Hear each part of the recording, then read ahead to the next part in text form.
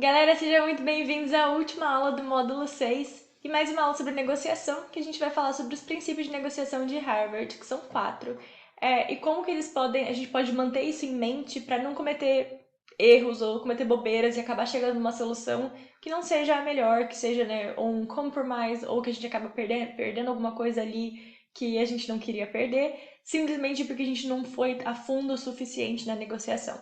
Então, são quatro princípios para ter em mente. Não são regras e não são técnicas, são princípios, beleza? Então não é um negócio assim, você vai fazer isso e aquilo. Por exemplo, na parte de empatia, né? De ouvir ativamente, essa coisa a técnica de espelhar ou a técnica de rotular a emoção, isso são técnicas. A aula de hoje é sobre os princípios de negociação de Harvard, que eles perceberam que são coisas que geralmente acabam prejudicando a negociação, então a gente tem que tomar cuidado para não cometer esses erros. E o primeiro deles é separar o que você está discutindo da pessoa. Eu sei que eu falei muitas vezes sobre, né, focar no relacionamento, em construir um relacionamento, mas esse princípio é muito mais para quando você tem uma tendência de querer agradar a pessoa. Então, sei lá, você vai negociar com outro departamento e você vai negociar com um amigo seu. E aí, cara, você não quer negociar, então você quer fazer o seu amigo feliz, você quer chegar numa coisa mais amigável, então você fica numa tendência, começando a ignorar um pouco o que você foi ali buscando, porque você está focando demais no relacionamento, né? Então a gente sempre quer um balanço entre o relacionamento e o que a gente está buscando. Ou, por exemplo, uma situação mais dramática, mas que eu acho que todo mundo consegue perceber bem como isso é negativo, é quando a gente não gosta da outra pessoa, quando a gente está com raiva da outra pessoa e a gente entra numa negociação. E o exemplo mais clássico que a gente tem disso é em negociações de divórcio.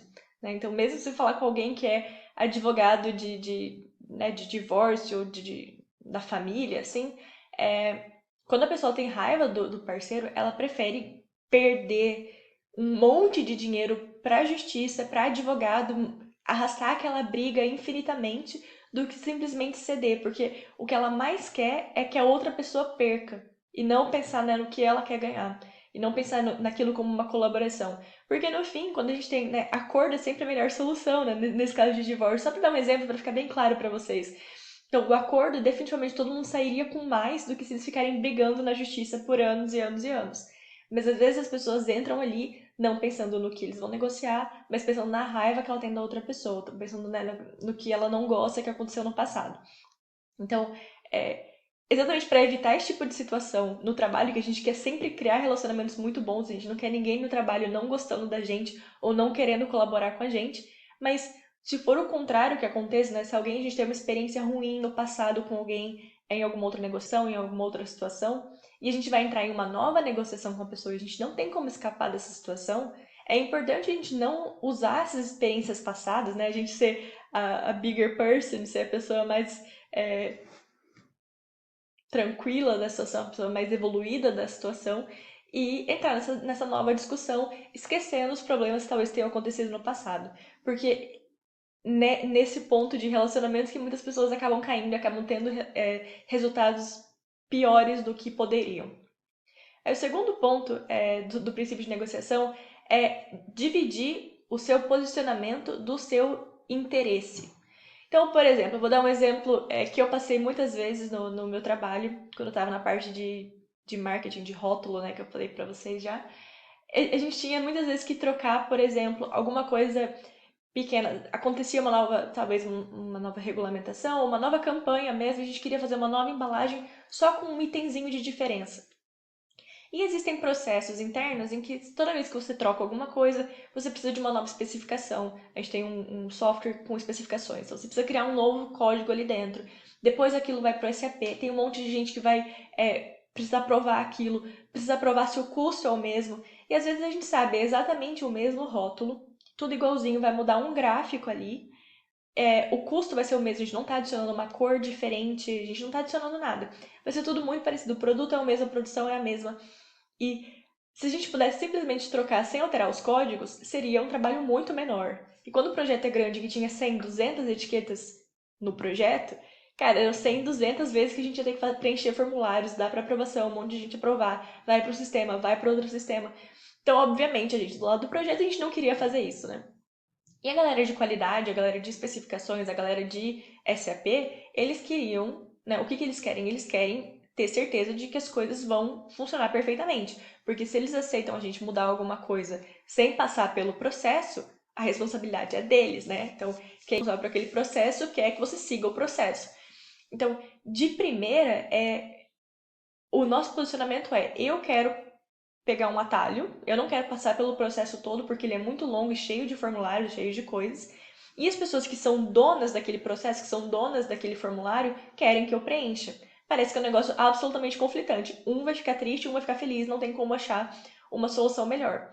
Mas quando você pensa não pelo posicionamento que as pessoas têm, mas pelo interesse delas, você vê que existe muito mais espaço para negociar. Então, por exemplo, eu, como gestora de projetos, queria ter uma solução mais eficiente, eu queria ter menos trabalho. E a pessoa que era naquele processo, ela quer ter certeza de que aquilo não vai dar erro, de que aquilo não vai dar problema. Só que tem algum jeito de eu provar com alguma outra documentação ou com, né, talvez fazer um de exemplo e mostrar como aquilo vai funcionar tranquilo, de que é só um gráfico, de que é só uma exceção, de que a gente poderia fazer um processo mais curto. Isso, na verdade, é um dos jeitos em que para quem foi multinacional muito, né, grande, você tem um monte de processo. E às vezes você começa a aparecer em alguns processos a versão light. E geralmente, para aparecer a versão light é porque alguém teve que ir justificar e argumentar que aquela situação não precisava daquele processo tão longo. E o processo longo, ele é feito simplesmente para garantir de que as coisas vão sair do jeito certo, né?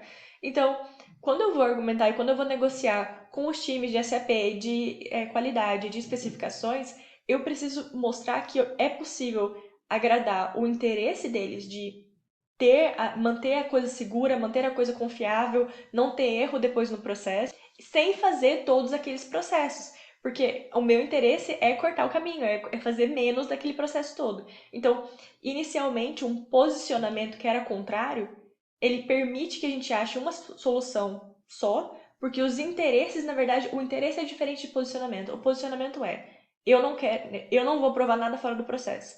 O meu interesse eu não quero que nada saia errado e seja a minha responsabilidade lá na frente.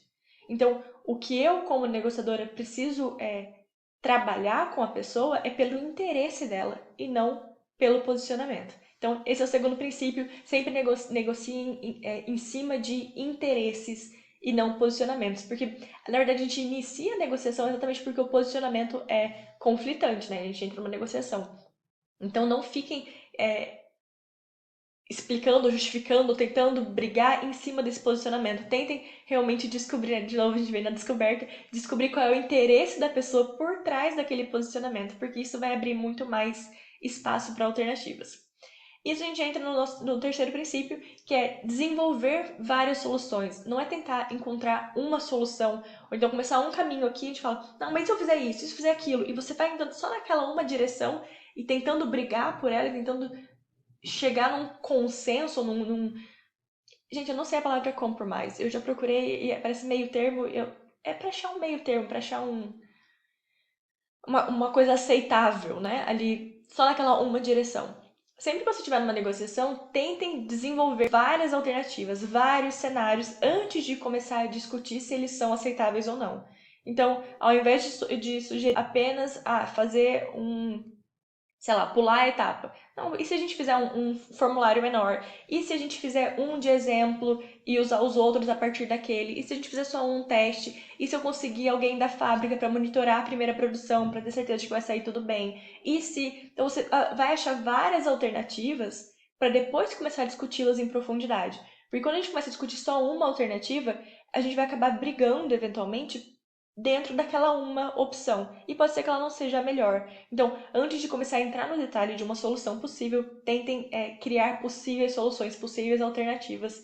Esse é o terceiro princípio. Então, sempre ter uma range, um leque de opções na sua frente para depois realmente discutir no detalhe.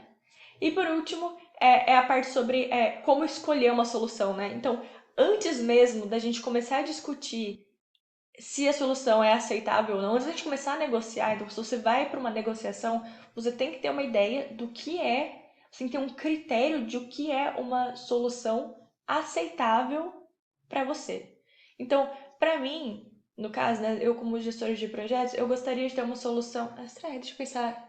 um outro exemplo. Deixa eu dar um outro exemplo, porque eu já usei esse. Senão vai ficar muito chata a aula. É, digamos que eu e o Daniel a gente quer fazer férias e a gente não decidiu ainda para onde a gente quer ir. E a gente tem ideias diferentes do que é, né, sei lá, onde a gente quer passar as férias. Digamos que eu quero, para mim, o que seria um local ideal? Em vez de a gente já chegar e começar a brigar, falar, não, eu quero ir para um lugar. Ah, não, eu não quero ir para tal lugar, eu quero ir para tal lugar. Ah, para esse tal lugar não funciona para mim, né? Em vez de a gente ficar indo e voltando desse tipo de coisa, é definir um critério do que é um lugar que eu aceite. Então, qual é um destino que eu ia achar que faz sentido para mim de férias? Ah, eu quero uma coisa com bastante natureza, eu quero algum lugar que a gente possa ter caminhadas longas, eu quero um lugar que seja quente, eu quero um lugar que seja silencioso, eu não quero uma coisa barulhenta. E aí, digamos, o Dani. O Dani, ele quer um lugar que tenha um mínimo de infraestrutura, porque, gente, o Daniel é tipo pessoa que, assim, nunca na vida vai acampar ou vai fazer nada desconfortável. Então, o Daniel precisa de um mínimo de estrutura. Tá sendo real demais esse exemplo. Mas tudo bem, vamos continuar. O Daniel, ele vai precisar de um mínimo de estrutura, ele vai precisar de, sei lá, comida mais parecida com a nossa, ele não gosta de uma coisa que a comida, que ele possa encontrar pelo menos uma comida parecida com a nossa, que não seja uma comida só muito diferentona, muito apimentada, né, muito local. Ele vai querer um lugar em que ele tenha uma opção de ficar num lugar confortável, então hotéis melhores, não, né, acampar ou coisas assim. Ele precisa de um lugar que não seja tão longe de um grande centro, caso a gente precise de, sei lá, um hospital ou alguma coisa assim, ele quer que seja uma coisa perto de algum lugar com mais infraestrutura, né? Então tem um mínimo de infraestrutura para o lugar que a gente esteja, mas também uma distância mínima de um lugar de uma grande cidade, por exemplo. Então, beleza. Então, eu tenho os meus critérios, o Daniel tem os critérios dele.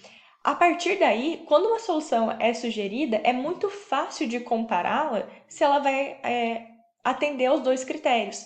Então, não necessariamente o Dani precisa falar, não, eu quero ir para uma cidade grande, né, um super hotel, um bagulho. Não, ele tem ali o mínimo que ele precisa. Então, quando eu vou para uma discussão, é importante que eu saiba meus critérios. Mesmo que você não fale para a pessoa, né, quais são os critérios, é importante que os dois lados tenham bem claro para eles o que é o mínimo que define uma solução como ganhei, sabe? Assim, se eu for então para um lugar com bastante natureza, que eu posso fazer caminhada, blá blá blá blá blá, eu vou sentir que eu ganhei, porque era isso que eu queria.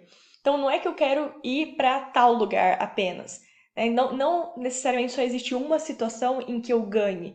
Se atender a esses critérios, eu vou sentir que eu ganhei. Se o Dani atender os critérios dele, ele vai sentir que ele ganhou. E é assim que a gente consegue chegar numa solução em que os dois lados saiam com essa sensação de vitória. Então é importante que a pessoa também tenha isso claro. E se a pessoa não tiver claro, você pode, né, perguntar, dependendo da situação. Quando é negociação interna, negociação com o seu chefe, negociação com um colega, vocês podem, né, obviamente, mostrar esse lado. Quando é negociação com o cliente, com negociação com o fornecedor, geralmente a gente não fala quais são os critérios, porque senão a pessoa vai brigar por aquilo ali, né?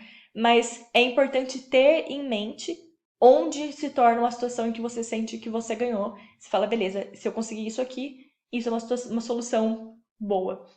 E também ajuda a guiar mesmo a discussão. Então, esse é o último princípio de negociação de Harvard, é ter critérios bem estabelecidos para você julgar uma solução ou não. Porque sem isso, você vai lá, será que isso é bom? Ah, isso é bom por isso, mas é ruim por aquele outro. Não, critérios objetivos antes mesmo de engajar em procurar soluções.